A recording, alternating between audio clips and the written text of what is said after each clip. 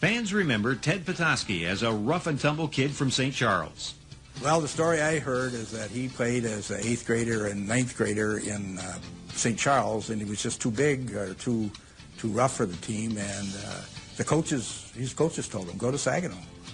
And apparently they didn't have any boundary restrictions. He could go to Saginaw, and as long as he had to get back and forth himself. And when he walked down at Saginaw, he was all state the 2 years he played there. Those who went to school with Ted knew he wouldn't stay in a small town. I said, Ethel, well, why did Ted leave St. Charles? You know, they had a good sports program. And she said, Pat, St. Charles was too small for Ted Petoskey. History would record that Petoskey would spend his first year living in the caretaker's quarters at Alumni Field. Legend has a different spin. One of the stories I used to tell, and I got to believe it's true, that he lived in St. Charles, and during the winter, rather than driving, he'd put on his ice skates and skate down the Shiawassee and to the Saginaw River or Bad River and come into town to go to school.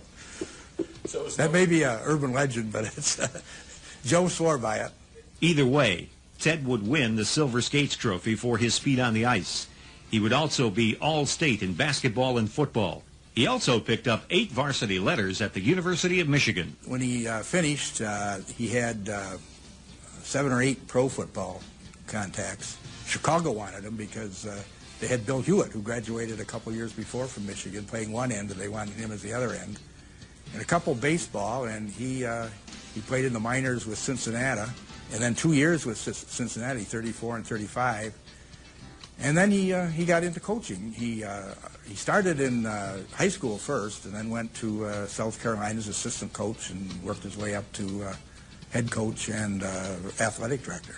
Ted was the end coach on the football team, and he was also the head baseball coach. So when Ted would recruit a football player, he could only offer a football scholarship. But he also made sure that if he offered a football scholarship, you also played baseball for him. So that was the way that Ted built his baseball program up.